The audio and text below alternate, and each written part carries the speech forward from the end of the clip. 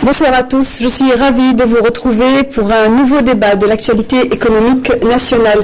L'année 2017 sera une année difficile économiquement, c'est l'aveu et la déclaration du Premier ministre Abdel Malek Sellel, c'était en marge de la tenue du Salon national du tourisme, une déclaration qui va de soi lorsqu'on sait que le fonds de régulation des recettes s'amenuise jour après jour et que surtout le déficit budgétaire est abyssal pour les 2 seuls premiers mois de l'année 2016, près de 13 milliards de dollars de déficit budgétaire, plus de 300% comparé aux 2 premiers mois de l'année 2015. Face à cette tension sur les ressources financières, l'État a engagé plusieurs mesures.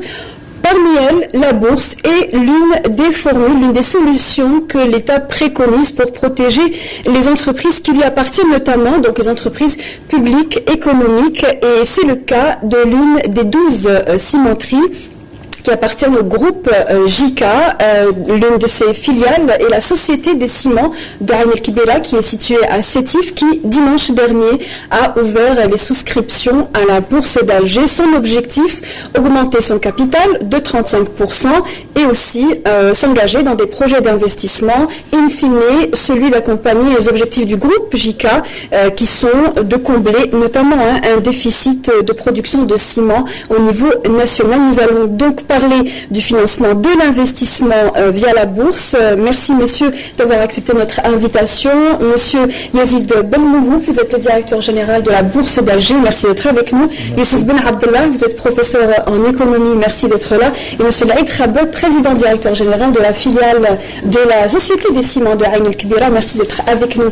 Alors avant de rentrer dans le débat, et nous allons nous intéresser davantage à votre société, on fait un zoom et un focus sur l'expérience de cette entreprise qui est une expérience positive, la raison pour laquelle elle a pu donc rentrer en bourse. La Société des Ciments de Ain El Kibira a des projets d'extension et d'augmentation de ses capacités d'activité pour notamment être en phase avec le groupe qui lui doit combler un déficit en ciment de près de 4 millions de tonnes par an. Le reportage au niveau de la Société des Ciments de Ain El Kibira réalisé par Madawi Rabah et Amal Bouakba.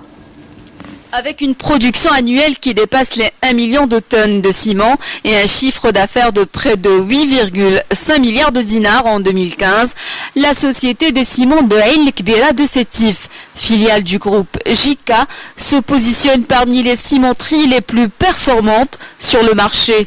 Cette entreprise n'arrête pas de gagner du terrain avec un objectif clé: tripler sa production grâce à la mise en service d'ici fin 2016 de sa nouvelle ligne de production.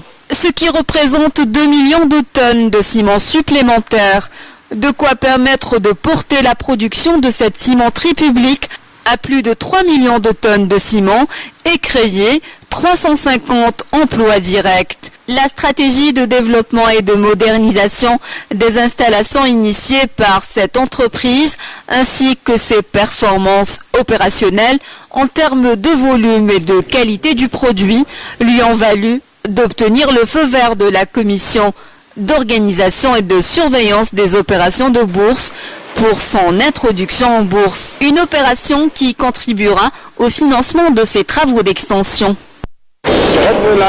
Cette opération entre dans le cadre du plan de développement de la cimenterie de Ain El Kibira qui s'inscrit dans la stratégie globale du groupe JICA, conformément aux orientations des pouvoirs publics, dont le recours à l'appel public à l'épargne pour augmenter le capital de l'entreprise avec un taux de 35% à travers l'émission de plus de 11 millions d'actions d'une valeur de 1600 dinars par titre, ce qui permettra d'atteindre un montant global de près de 19 milliards de dinars. La période de souscription en bourse, qui s'étalera du 15 mai au 13 juin prochain, vise une augmentation de 35% du capital social de cette cimenterie Les employés soutiennent l'entrée en bourse de leur entreprise, une opération qu'ils qualifient d'avantageuse.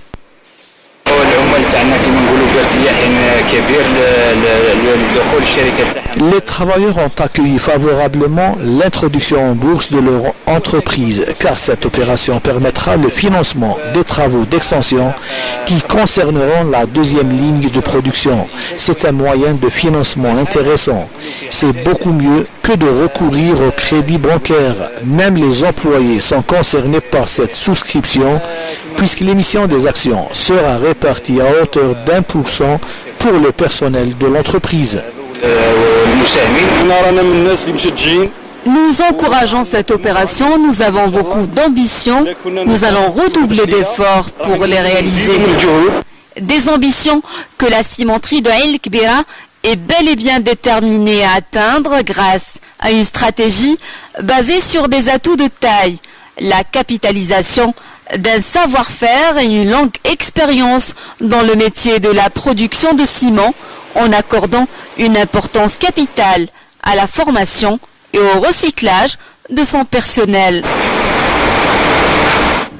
L'opération de souscription des actions de la Société des Ciments de Ain El-Kbira a donc commencé ce dimanche. Première question, évidemment pour le PDG de la société. Monsieur Khaber, cette augmentation de capital est de l'ordre de 35%. Qui sont les investisseurs que vous visez pour cette opération ? Donc il y a eu une segmentation A et B, une segmentation qui va toucher les personnes physiques et qui va toucher aussi les personnes morales. À travers les personnes morales, donc c'est toutes les institutions financières, banques, assurances, puis aussi les entreprises économiques, et puis aussi les personnes morales, donc sociétés publiques ou privées. Et puis il y a 40% qui est réservé aux personnes physiques, donc c'est les travailleurs, donc c'est le souscripteur, donc le lambda, donc le grand public, tous les citoyens donc sont concernés par ça. Éventuellement aussi les travailleurs, éventuellement les travailleurs de la société. Qui sont considérés au départ donc, dans la segmentation. On avait réservé 1% pour ces travailleurs-là, et puis donc avec un consentement avec le syndicat de placement, notre IOB, donc on a regroupé même les travailleurs dans la segmentation des personnes physiques. Donc il y aura un minimum de 5% d'actions que pourra souscrire la personne physique, jusqu'à un maximum de 1 600 000 actions. Donc, Alors on sait que la Société des Ciments de Ain El-Kbira a des projets d'extension qui datent de plusieurs années déjà, ce n'est pas nouveau. Pourquoi cette année en tout cas, avoir décidé de vous lancer? Est-ce que c'est une décision qui vient de plus haut, ou bien est-ce que c'est une décision qui a été prise au niveau du groupe même, comme étant un impératif peut-être? Oui, bien sûr. Donc déjà, la décision est venue à travers le CPE, qui est le Conseil de participation de l'État. Qui est le Conseil de participation de l'État, avec une résolution qui a été faite en janvier 2014. Donc de là, le groupe JICA a adopté cette résolution pour la mettre en vigueur. D'accord, donc à travers ces assemblées extraordinaires, à travers le conseil d'administration du JICA et le conseil d'administration de la filiale, pour adopter des résolutions dans ce sens-là, sur lequel un cahier de charge a été lancé pour le choix d'un évaluateur, qui a permis d'évaluer l'entreprise. Donc c'était un travail de fourmi, donc les gens ont travaillé pendant 4 ans. Le choix s'est porté automatiquement sur la société de Ain El-Kbira, ou bien est-ce que plusieurs filiales, sachant que le groupe en compte plusieurs, une dizaine, plus d'une dizaine, pourquoi le choix s'est-il porté sur la vôtre précisément? Le groupe compte 12 cimenteries, donc à travers l'échelle nationale. Donc la résolution du CPE a adopté et choisi 8 entreprises publiques.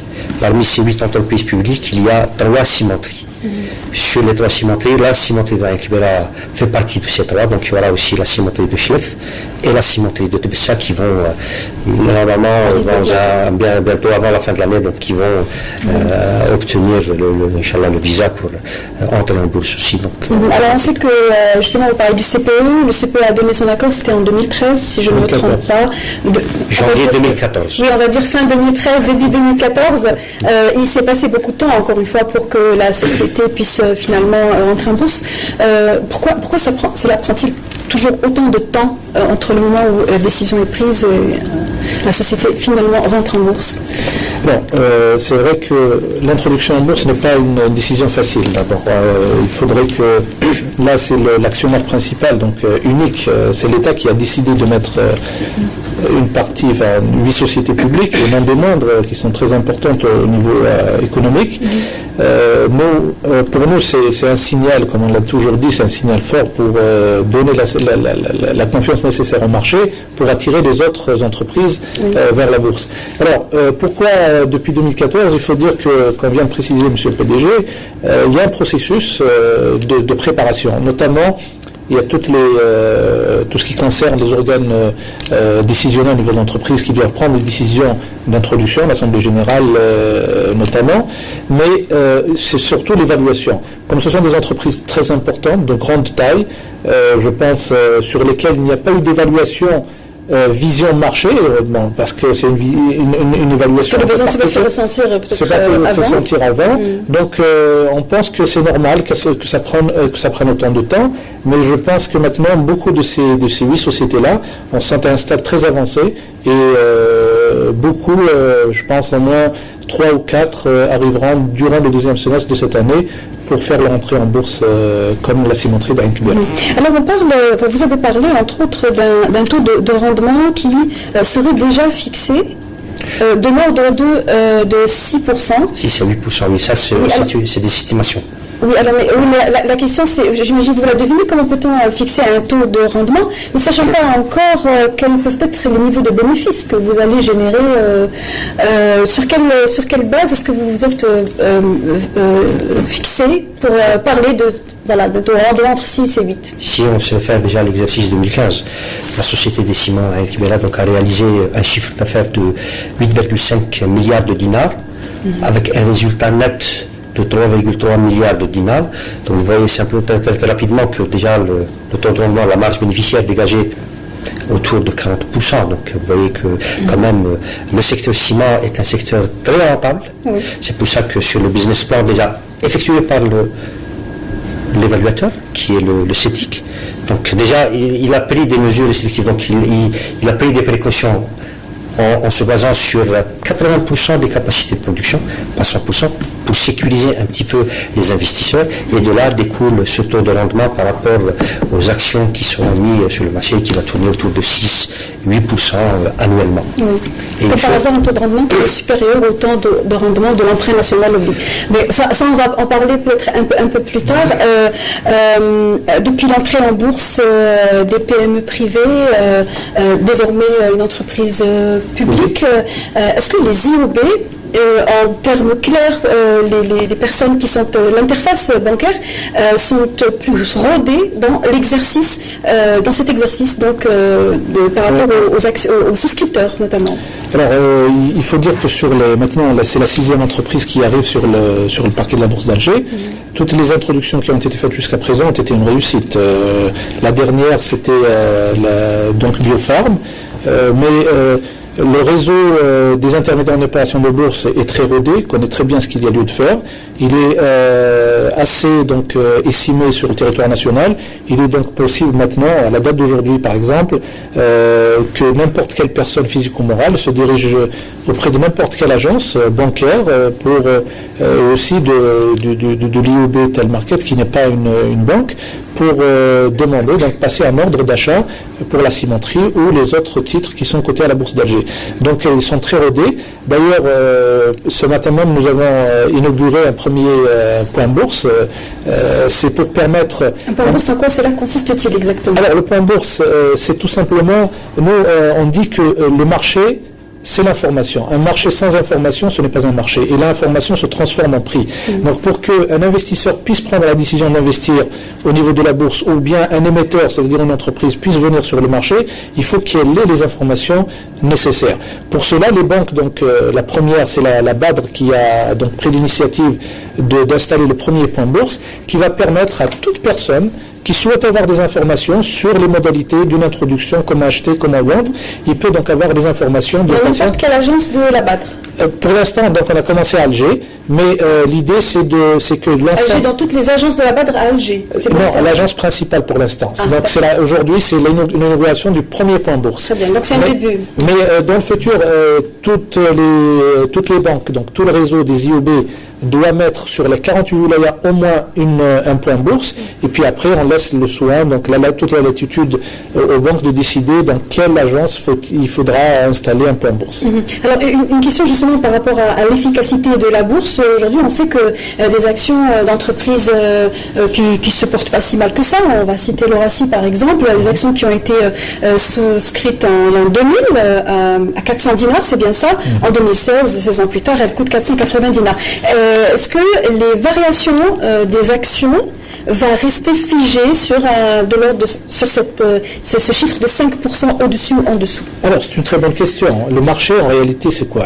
La bourse? Essayez d'expliquer ça le plus simplement possible.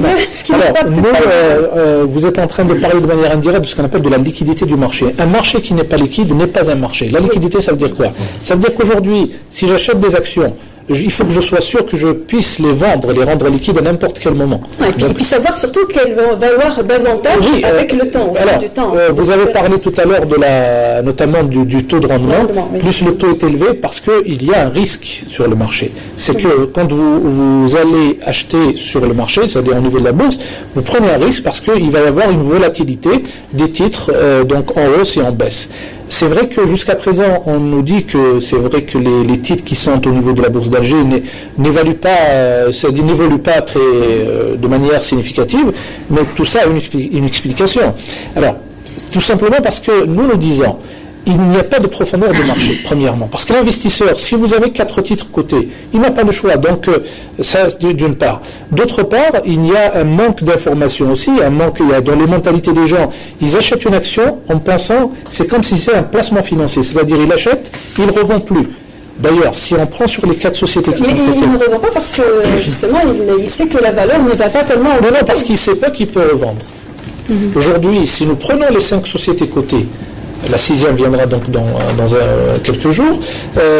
Si on prend en moyenne 2000 actionnaires, personnes physiques par exemple, ou personnes morales, 2000 actionnaires pour chaque société, nous serons à 10 000. Alors sur les 10 000, je vous donne une information, nous recevons au niveau du parquet de la Bourse d'Alger 40 ordres par mois.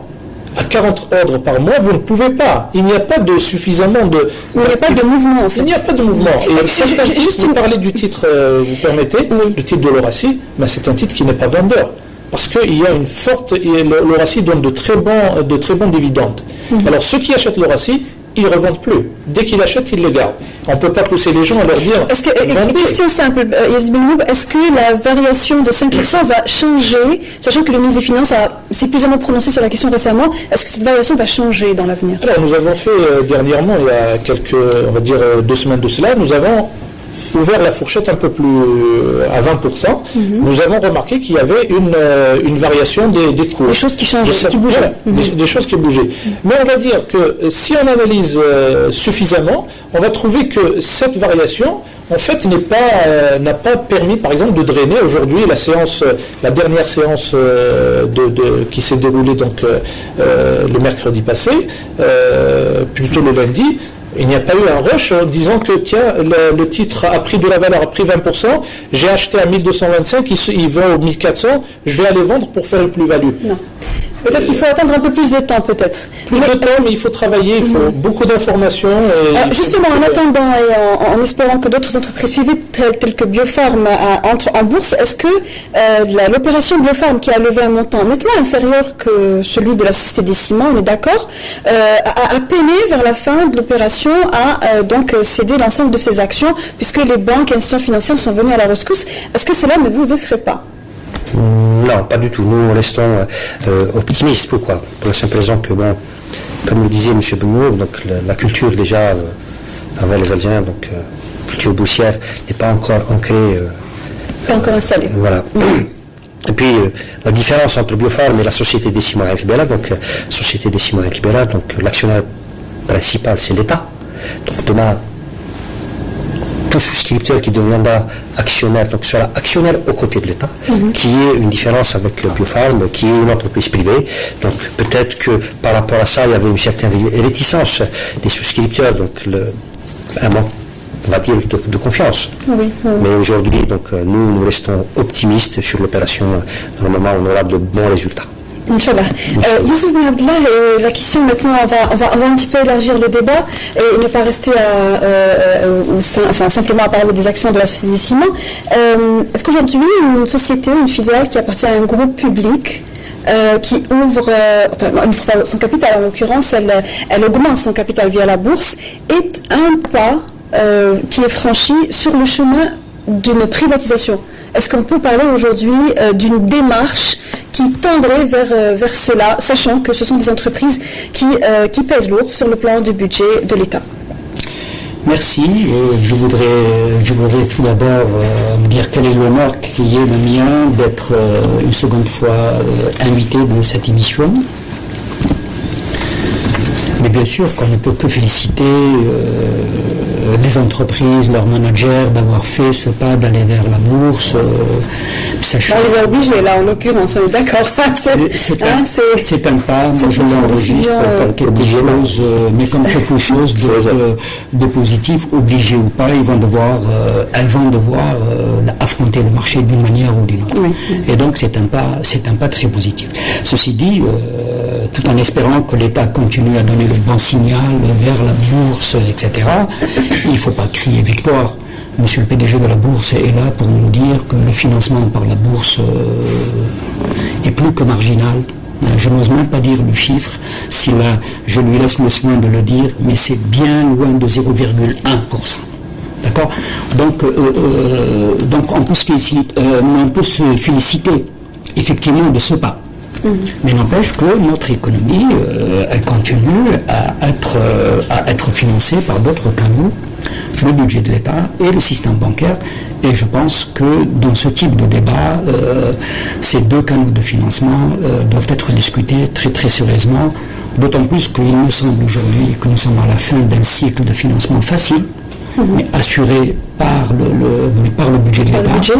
Aujourd'hui, il y a un assèchement des ressources de l'État, comme vous l'avez précisé au début d'émission, et donc on est en train de chercher des financements de tout azimut.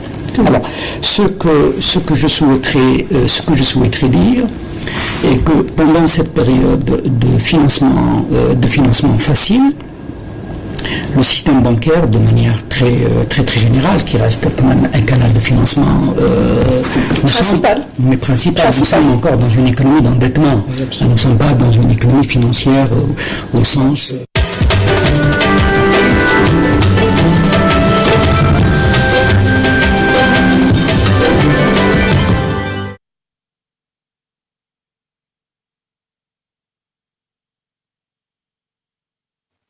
الله أكبر الله أكبر أشهد أن لا إله إلا الله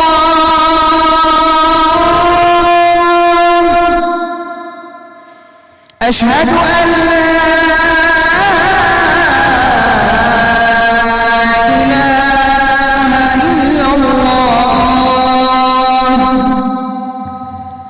أشهد أن محمدًا رسول الله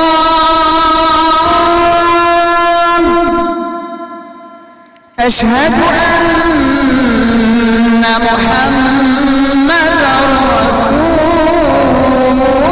الله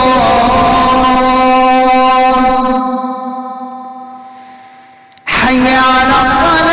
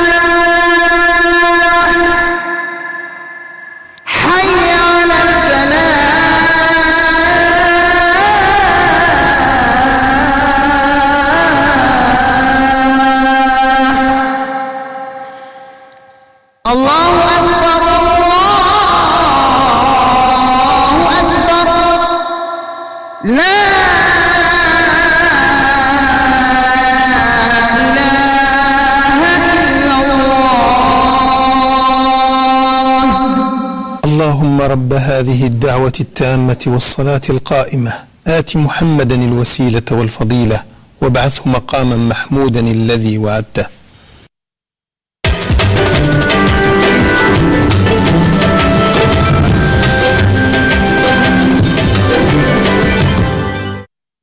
Au sens de la bourse, etc. Il est resté dormant. Il a dormi pendant toute cette période. Alors, un système bancaire dormant, c'est quoi? C'est un système qui ne s'est pas préoccupé tout simplement à attirer l'épargne. À être proactif en fait. Oui, être proactif, à attirer l'épargne, etc. Et là, les chiffres qui sont publiés annuellement et dans les notes de conjoncture de la Banque centrale le disent très très largement. On peut lire dans ce type de rapport, relayé par celui du Fonds monétaire international, de la Banque mondiale et d'autres expertises qui ont cette limite de s'arrêter à une expertise du secteur financier lui-même, du secteur bancaire, pardon. Et dans ce type de rapport, on peut lire la chose suivante, et que la rentabilité du secteur bancaire algérien est très bonne. Moi, je me pose la question, à quoi sert un secteur bancaire? Être bon pour lui-même? Moi, en tant qu'économiste, personnellement, je ne comprends pas du tout ce type de conclusion. Un système bancaire doit être rentable socialement. C'est sa vocation, c'est sa raison d'être. C'est-à-dire, c'est de financer l'économie, de financer la croissance économique. Cette problématique, aujourd'hui... Les banques, pourtant, parlent bien de plusieurs milliers de millions de dinars consacrés au financement de l'économie. Oui, d'accord. Les chiffres sont là pour le prouver. Mais quels chiffres? Moi aussi j'ai des chiffres, et c'est les chiffres de la Banque centrale, c'est pas les miens. D'accord? Quand on prend les chiffres de la Banque centrale, le secteur productif, c'est-à-dire les entreprises, reçoivent en termes de PIB très peu d'argent. Même si effectivement on peut enregistrer une nette progression ces dernières années. Si on prend le secteur maintenant que les banques sont, on va pas dire asséchées, mais disons qu'il y a une tension sur les réserves de change, donc il y a moins d'argent, moins de liquidité. Maintenant que les banques en ont moins et qu'elles ne se targuent plus de surliquidité, quelle est la solution justement pour soutenir le rythme de production des entreprises? Je parlais des entreprises publiques, mais vous avez également parlé des entreprises privées, allez-y. Oui, je voulais juste donner un chiffre et puis après je répondrai à votre question si vous le permettez. Quand on prend la profondeur financière, ou tout simplement le ratio mes crédits au secteur privé par rapport au PIB, et on fait un simple benchmark, soit par rapport à la région qui est la nôtre, c'est-à-dire la région MENA, ou on peut élargir un peu aux autres pays en voie de développement, ou si on veut mieux faire, on va vers les pays émergents. Nous sommes les derniers, malheureusement. Nous sommes à 14-15%, mais la Chine elle fait 140%, le Maroc il fait 70%, la Tunisie elle fait 60%. Donc nous n'accordons pas suffisamment de crédit. Alors pour plusieurs raisons. Soit parce que nous ne savons pas le faire, soit parce que aussi les entreprises ne savent pas demander le crédit. D'autant plus que... Il y a aussi une part de responsabilité pour les entreprises qui vont plus vers l'autofinancement. Oui. C'est un paramètre qui concourt également dans... Écoutez, là vous venez de mettre le doigt sur quelque chose d'extrêmement important. Le vrai challenge pour l'économie algérienne aujourd'hui, c'est de se mondialiser. On se mondialise par la taille de ces entreprises. Pour augmenter la taille des entreprises, il faut apporter le financement. Aujourd'hui, vous savez très bien que 98% de nos entreprises sont des TPE. Elles n'ont aucune chance d'entreprendre de la concurrence, ni à l'intérieur et encore moins à l'extérieur. À moins qu'on y apporte les financements nécessaires pour augmenter le capital, pour augmenter les équipements, pour faire les investissements en technologie, etc. etc.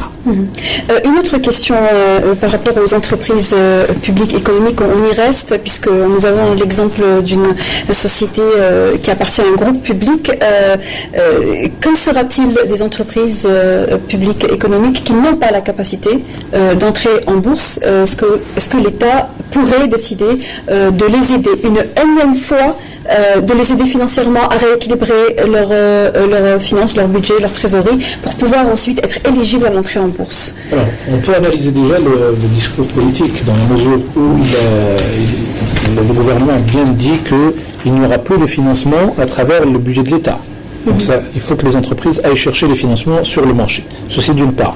N'oublions pas que la loi de finances pour 2016 a, dans son article 68, permis l'ouverture, la cession, du capital, l'ouverture du capital d'entreprises publiques. Ce n'est pas dit que ça va se faire par la bourse. Nous, on ne dit pas que toutes doivent passer par la bourse, mais certaines d'entre elles, notamment, il y a des entreprises viables, très intéressantes, qui pourraient bénéficier, comme vient de préciser le professeur, d'une augmentation de taille du capital pour pouvoir se financer, mais aussi... Et là, vous parlez de partenariat. Là, vous parlez de prise d'action partenaires étrangers. Enfin, étrangers ou publics ou privés. Public, mais ça pourrait être, par exemple, des fonds d'investissement, pourquoi pas, qui pourraient préparer, parce que, par exemple, le fonds d'investissement, il a un rôle, c'est qu'il est partie prenante dans le capital d'entreprise, il participe à la gestion, il prépare l'entreprise, et généralement, dans le pacte des actionnaires, au bout de 5-7 ans, il fait son exit, c'est-à-dire il fait sa sortie à travers le marché.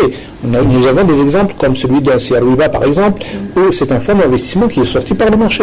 Donc ça peut aider les entreprises à les structurer, sortir donc la PME de cette, notamment, c'est des entreprises beaucoup plus familiales qui redoutent un peu cette ouverture de capital. D'ailleurs, on y travaille un peu, mais nous, je suis d'accord avec le professeur pour dire il faut qu'on change de modèle de financement de ces entreprises. Il ne faut plus travailler que sur l'autofinancement ou uniquement sur le financement bancaire, certes, mais aussi il faudrait aller vers une ouverture du capital parce que ça va avoir des avantages pour l'entreprise, c'est de lever des fonds, mais aussi d'autres avantages, notamment gagner en visibilité, améliorer la gouvernance. Si on comprend bien, les entreprises publiques, on va dire, les EPE, n'ont pas d'autre choix. Soit elles sont en bonne santé financière et elles intègrent la bourse et elles ont besoin de financement, soit elles vont recourir à un partenariat. C'est bien ça. Ce sont les seules solutions qui s'offrent aujourd'hui aux entreprises publiques. Non, on ne dit pas que c'est les seules, mais si on revient aux 8 sociétés qui ont été autorisées à entrer en bourse... Celles-ci n'ont pas de problème d'équilibre budgétaire. Donc on peut analyser que c'est une décision de la part du pouvoir public aussi pour améliorer le management. Parce que si on veut s'attaquer à un marché étranger, il faudrait que nous ayons le management nécessaire. Oui. On parle aujourd'hui de Saïdal qui veut s'attaquer, qui va aller exporter vers le marché, vers l'Afrique. C'est une très bonne chose en soi. C'est une société qui est cotée. Je pense qu'elle a plus de chances donc de pénétrer ce marché-là. C'est une société qui a vu son PDG limogé également. Ce n'est pas toujours un indicateur c'est quelque chose positif. Dans le cycle de vie d'une entreprise, c'est tout à fait normal. Donc c'est pas quelque chose d'exceptionnel. Oui, sur le même sujet, je voudrais juste rappeler quelque chose, que le problème, c'est pas celui tellement d'aider les entreprises publiques parce qu'elles ont des déficits, etc. Je souhaiterais rappeler que depuis la moitié des années 90, donc la période d'ajustement structurel que tout le monde connaît, etc., à aujourd'hui, l'État a mis 40 à 50 milliards de dollars pour ces mêmes entreprises publiques qui lui redemandent toujours plus.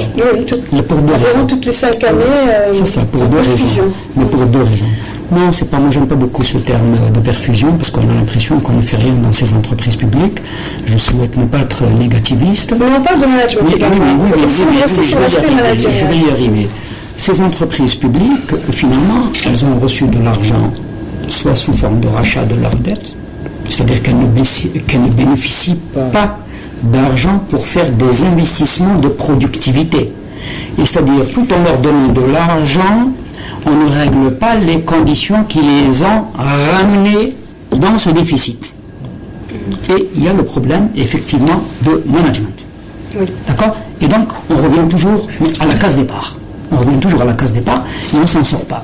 Et là, je pense que, mais compte tenu de l'assèchement des finances publiques, etc., que la période des vaches grasses, je m'excuse pour les entreprises publiques, est terminée. Et qu'il va falloir maintenant investir bien plus dans le management et dans l'agressivité sur les marchés pour autre chose. Justement, on parle de management et puisqu'on est face à une entreprise qui est sur le point donc, de partager son capital avec des particuliers, mais aussi des sociétés, des entreprises et peut-être aussi des institutions financières, est-ce que vous pensez que le partage du capital peut faire bon ménage avec une décision managériale qui est monopolisée par l'État Très bon. Je ne vois pas pourquoi ça ne ferait pas bon ménage. Donc, bien au contraire. Donc, le fait d'entrer en bourse, déjà, la première condition, c'est d'être une entreprise transparente. Oui. Donc, c'est déjà, quand on est transparent, ça veut dire que sur un plan de gestion, sur un plan managérial, donc on a atteint un certain niveau quand même assez élevé. Oui. Donc, c'est pour ça que je ne pense pas qu'il y ait de problème demain avec les nouveaux actionnaires. Donc, en toute transparence, le fait d'avoir déposé notre dossier au niveau de la COSOB, au niveau de la bourse. Donc, les nouveaux actionnaires qui donc auront le mot à dire bien sûr. au moment des prises de décision. À hauteur de 35%, donc les nouveaux actionnaires auront le droit d'avoir 2 sièges au niveau du conseil d'administration, donc ils pourront élire leurs représentants, donc ils suivront, et avoir leurs représentants au niveau du conseil d'administration. Les rapports, que ce soit les rapports de gestion ou bien les rapports seront publiés, donc avec tous les chiffres de gestion de l'entreprise. Ils ne pèseront que partiellement, évidemment, étant donné que là, on ne parle que 35% du capital de la société. Si on voit les choses inversement, donc de sièges, on pourra parler d'une minorité bloquante aussi. Donc ils auront quand même leur mot à dire sur cette gestion. D'où l'intérêt de la société par action.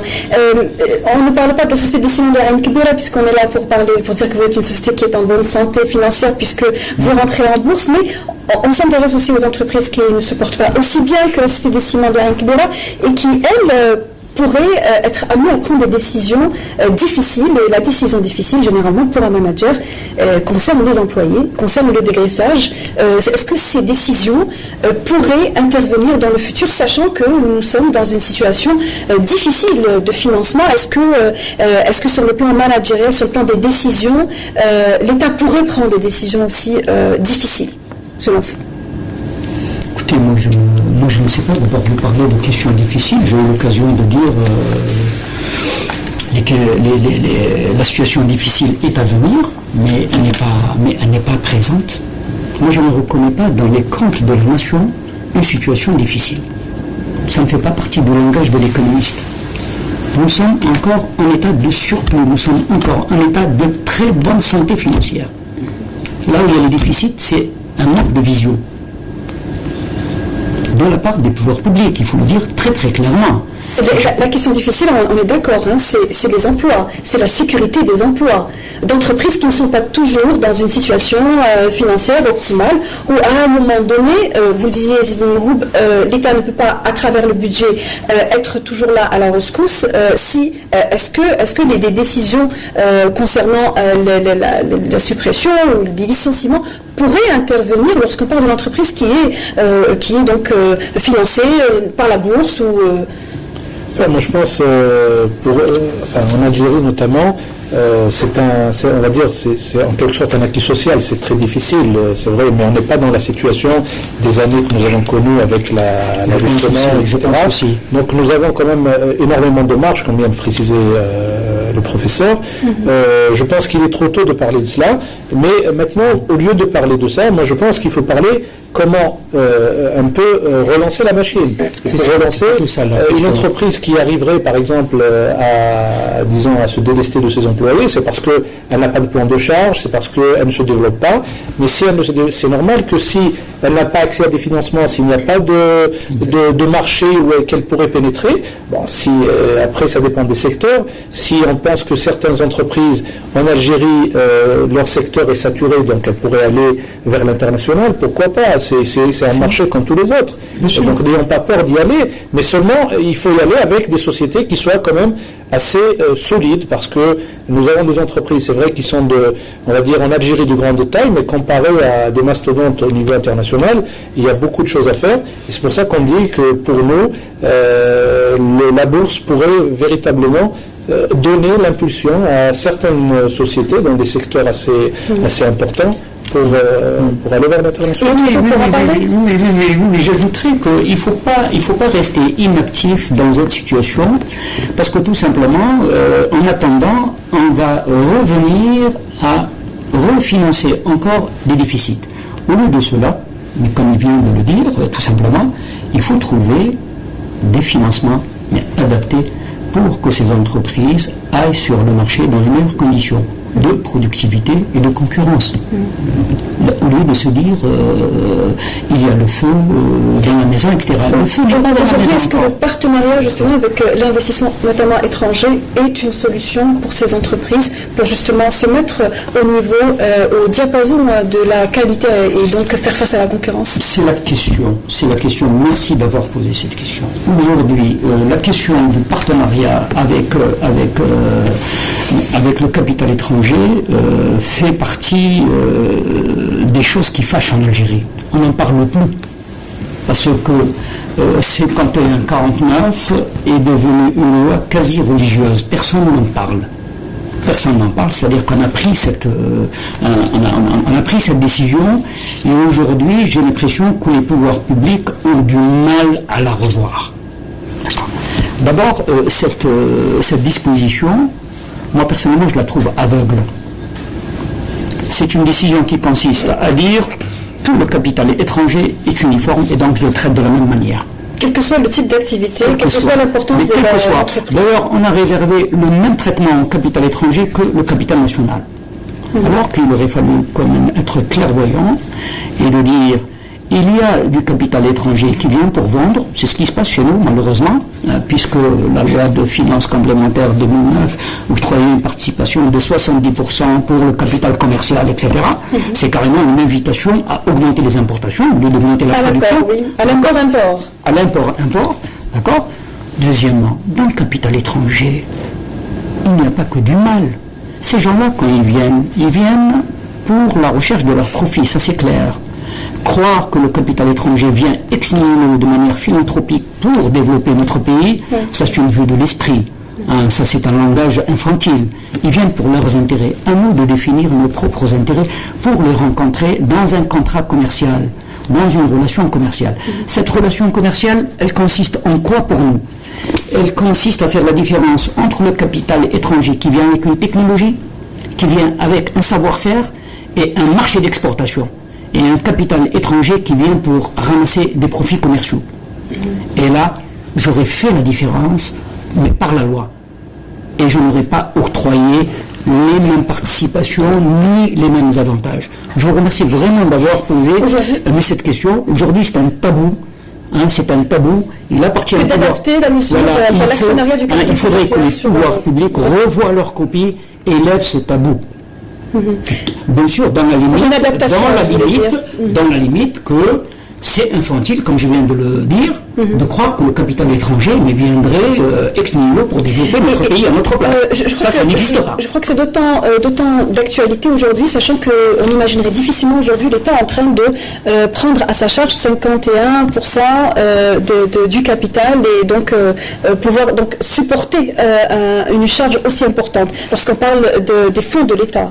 Alors, je pense il faut déjà nous savons qu'il y a la révision du code d'investissement, donc on va attendre quels sont les conclus, qui met du temps, le code d'investissement met du temps lui aussi, il n'y a pas que la bourse. Disons que peut-être les bonnes choses mettent un peu plus de temps, en espérant qu'il va y avoir des choses assez...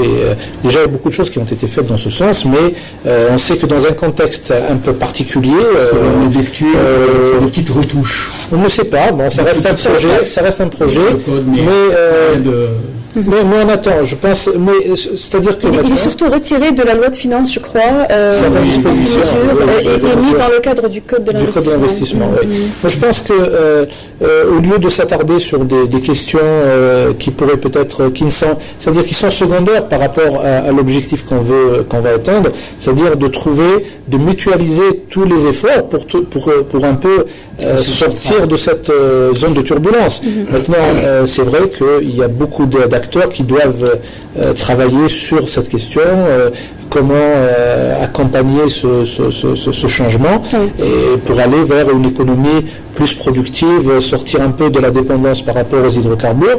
Mais pour cela, on sait que le chantier est quand même assez important. Alors, il nous reste 10 minutes et on ne va pas finir cette émission avant de parler du sujet numéro 1 financier et économique de l'année, c'est l'emprunt national pour la croissance économique. Puisqu'on parle de financement et de sources de financement connexes, il y a également cette opération d'emprunt national pour la croissance économique lancée récemment. Est-il capable de financer les projets d'investissement, l'activité des entreprises, notamment puisqu'on parle de financer l'activité des entreprises qui appartiennent à l'État ou soutenir les actions de l'État dans l'entreprise. Oui, alors merci encore une fois de poser cette question parce que c'est vraiment la question d'actualité. Alors moi je souhaiterais vous dire d'abord que c'est une bonne chose de lancer un emprunt national. Pourquoi c'est une bonne chose? Parce que tout simplement la croissance économique chez nous, elle continue à être tirée par les dépenses publiques. Et arrêter brutalement les dépenses publiques aujourd'hui, c'est carrément mettre un frein à la croissance avec tous les problèmes que vous avez déjà soulignés, de chômage, de ceci, de cela, etc. On ne peut pas se permettre ça. Et donc, c'est une bonne chose. D'accord. Maintenant, mais parlons de l'emprunt lui-même. Les pouvoirs publics, le gouvernement ne communique pas suffisamment. On ne sait pas à quoi va servir cet argent, vers quelle entreprise il va être dirigé, vers quel projet, etc. Ça, c'est le premier point. Deuxième point, et ça c'est capital, et si vous permettez, je vais prendre une minute ou deux pour en parler, c'est concernant le taux offert. Le taux offert est de 5%. Et 5,75 pour 5 ans. etc. Alors, les 5%, c'est un taux à peine supérieur au taux d'inflation qui est déclaré actuellement par l'ONS. La dernière livraison de l'ONS a donné 4,8% d'inflation. C'est-à-dire qu'il nous resterait un taux d'intérêt positif de 0,02. D'accord? Ce qui est insignifiant. Et en anticipation de la situation actuelle, notre macroéconomie... Il est pourtant bien au-dessus de tous les autres produits financiers. D'accord. Oui, mais là, on est dans une logique... situation de crise, on se demande si l'État pourrait assumer. Là, on est dans une logique à dire les gens... Mais à dire sans le dire, hein, parce qu'on ne communique pas suffisamment, vous allez perdre, mais vous allez perdre moins que d'habitude.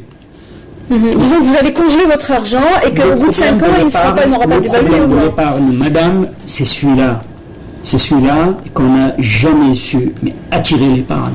Et aujourd'hui en Algérie, il y a tant d'emplois alternatifs à l'emprunt et à l'épargne dans les banques ou dans les livrets, mais quel que soit leur genre, etc., que moi je doute de la réussite d'une telle opération. Sauf pour une chose, il y a quelque chose qui est caché. C'est-à-dire que derrière cet emprunt, il y a toute l'épargne de l'informel, l'épargne dormante, thésaurisée, etc., qu'on a voulu reprendre moyennant un taux d'impôt de 7%, et sur laquelle nous n'avons aucune information, puisque le gouvernement n'a pas communiqué quels sont les résultats de cette opération. Et aujourd'hui, finalement, puisque c'est dans l'anonymat, on ne demande pas l'origine de l'argent, on leur dit, venez quand même, on vous donne 5%. Quand vous faites la différence entre 7% et 5%, vous voyez un peu qu'est-ce que ça fait. C'est-à-dire que le monsieur qui a beaucoup d'argent dans la cave, là, on ne lui demande plus de payer des impôts. On lui donne 5%. D'accord? Donc il y a un problème moral. Une opération annule une autre, c'est bien ça? Non, mais corrige peut-être un échec. Je dis peut-être, je ne suis pas sûr, mais j'ai le droit de poser cette question puisqu'on ne communique pas suffisamment. Ce que je souhaiterais dire, est que la monnaie nationale, c'est le deuxième emblème du pays. Il faudrait rétablir la confiance du citoyen dans la monnaie nationale. Et une manière de rétablir cette confiance, c'est le taux d'intérêt. Il faut rémunérer positivement et honorablement, je dirais même, cette épargne. Si on ne le fait pas, mais cette épargne, elle va aller ailleurs. Elle restera dans l'informel et elle va aller dans la spéculation et elle alimentera la spéculation au lieu de la croissance économique. C'est un vrai sujet. Moi je dis, nous soutenons bien sûr l'initiative prise par le gouvernement par rapport à l'emprunt national pour la croissance économique. Je dis que cela participe aussi à avoir une multiplicité de produits. Il faut dire qu'en matière de produits de placement, la place est quand même assez, on va dire, assez pauvre. Donc il faut créer beaucoup plus de produits, il faut aller dans l'innovation financière, mais aussi il faut permettre à tout un chacun de trouver le produit qui lui correspondent. Donc sur cette idée-là, le taux de rémunération de l'emprunt national sont quand même très important comparé, comme vous l'avez dit, par rapport à ce que offre le secteur bancaire. Donc c'est pratiquement, on passe du simple au double. C'est très intéressant sur ce point-là. Et puis, mais il y a le revers de la médaille dès lors que les crédits coûteront plus cher, étant donné que désormais, et après cette opération, tout crédit aura un taux d'intérêt supérieur. On est d'accord. Mais il faut dire aussi que les mécanismes de l'emprunt national, c'est que les obligations sont endossables, donc elles sont, on va dire, plus ou moins liquides. On ne peut pas les transformer en liquides, mais elles peuvent être cédées, on peut payer avec, etc. Donc ça donne quand même une certaine aisance, une facilité d'utilisation aux porteurs. Mais encore une fois, je dis qu'il faudrait qu'on multiplie des produits de la sorte, et pourquoi pas aller aussi vers ce qu'on appelle la finance alternative. On sent qu'il y a une forte demande sur des financements de type islamique, pour ne pas dire Sharia compliance, pour ne pas dire par exemple les secours, etc. Il faut faire un produit spécifique voyons ce qui se de la population spécifique. Oui, nous avons... Je n'ai rien contre. Absolument. Les gens qui ont envie de rentabiliser leur épargne, et il faudrait leur offrir une rémunération positive. Absolument. Et là, vous êtes d'accord avec moi pour dire que la rémunération est très maigre et elle menace de devenir négative. Alors, si on anticipe un taux d'inflation un peu supérieur à 5%. Et c'est une chose très très possible compte tenu de la situation macroéconomique du pays. D'où la question, c'est-à-dire il faudrait travailler sur la croissance, c'est-à-dire maintenir et augmenter le taux de croissance qui a été fixé à 7%. Ça reste quand même c'est un défi important. Donc si on arrive à atteindre ce chiffre-là, les rémunérations seraient beaucoup plus intéressantes. Ce taux a été fixé sur les anticipations à partir d'une situation excellente de l'Algérie.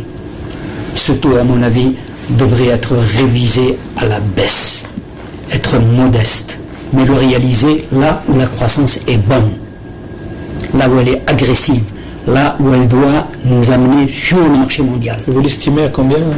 Je n'ai aucune estimation. Ça, c'est un travail à faire sérieusement.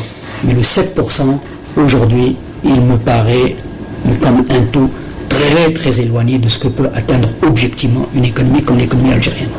En parlant justement, une dernière question par rapport à ces capitaux qui gravitent dans le circuit hors bancaire et que l'État souhaiterait capter, est-ce que vous pensez qu'aujourd'hui les fonds qui sont dans le circuit parallèle ont une chance d'aller vers la bancarisation? Est-ce que les options qui sont offertes peuvent convenir à ces gens? Oui, tout à fait. Je pense que le grand mérite de ça... Puisqu'il y a ce problème d'argent propre, argent sale, alors tantôt on dit que l'État va capter l'argent propre, mais lorsqu'on pose la question, on dit mais alors dans ce cas-là, l'argent sale n'est pas admis, les banques ne sont pas censées contrôler la provenance de cet argent. Finalement, on ne fait aujourd'hui... Ni propre ni sale, de l'argent. Aujourd'hui, les banques ne font plus la différence finalement. Moi, je dirais elles ne font plus la différence entre un argent qui est gagné licitement d'un argent qui est gagné illicitement. C'est-à-dire quand on parle de marché informel, ça veut dire tout ce qui est dans l'informel est illicite. Oui. Il faut bien faire la part des choses. L'illicite et l'éclair, c'est tout ce qui n'est pas permis par la morale. Et criminel. Criminel. Donc ça, je pense que sur ces questions-là... Ne pas payer ses impôts, c'est illicite. Je dis... n'est pas criminel, mais illicite. Répréhensible. Illicite. Voilà. Illicite. Moi, je voudrais dire qu'il faudrait qu'on travaille sur les solutions. Et parmi les solutions, entre autres, par exemple, une rémunération intéressante et la bienvenue, elle peut être un élément. Mais aussi sur travailler pour que le liquide ne soit plus le moyen de paiement par excellence. Il faudrait travailler, donc remettre le chèque comme véritable moyen de paiement, le paiement par carte, etc. Ça, c'est important. Assainir les transactions. Et c'est de cette façon-là qu'on va arriver en fait à assécher le marché informel et graduellement, il va s'aligner sur... C'est pas quelque chose qu'on peut faire en 6 mois ou une année, ça prend du temps. Il faut écouter sur ce sujet-là, monsieur. Le premier règlement de la Banque d'Algérie, il date de 93 ou 94. Mais à l'époque, c'était 50 000 dinars. C'était 50 000 dinars. On n'a pas pu appliquer ce règlement. Il y a 2 ans, on a multiplié par 10, c'était 500 000. Et là, l'État encore recule C'est-à-dire que nous avons un vrai problème de puissance publique dans ce pays. Et le système bancaire, qu'on désigne souvent du doigt comme étant la source de tous les maux. La source de tous les maux. Mais lui-même, il est victime de l'environnement général. Qui garantit la qualité des informations données par un demandeur de prêt à un banquier? Qui, n'oublions pas, une entreprise qui doit prendre des risques et les calculer dans les meilleures conditions possibles. D'ailleurs, quelque part... Et de préférence ne pas finir derrière les barreaux d'une prison. Exactement, et vous terminez très bien ce que je voulais dire, madame. Je vous en remercie. Malheureusement, le temps que nous a imparti est terminé. Et navré, mesdames et messieurs, terminé sur une note aussi négative. On espère vous avoir davantage éclairé sur la question du financement de l'investissement. Je rappelle que cette émission a été tout d'abord dédiée à l'inscription, la souscription de la Société des Ciments de Ain El-Kbira de Sétif, filiale du groupe JICA, à la bourse ce dimanche. Et nous avons également élargi inévitablement le débat sur l'investissement. Merci à vous, messieurs, d'avoir été parmi nous. Je rappelle que nous avions avec nous Laït Khaber, président directeur général de la Société des Ciments de Ain El-Kbira, monsieur Youssef Ben Abdallah, professeur en économie, et monsieur Yazid Ben Mhoub, directeur général de la Bourse d'Alger. Pour ceux qui ont pris cette émission en cours de route, vous pouvez la revoir demain à partir de 11h, sinon en replay sur notre site www.tv.dz. Très bonne soirée à tous. On se retrouve mardi prochain pour une nouvelle thématique. Au revoir.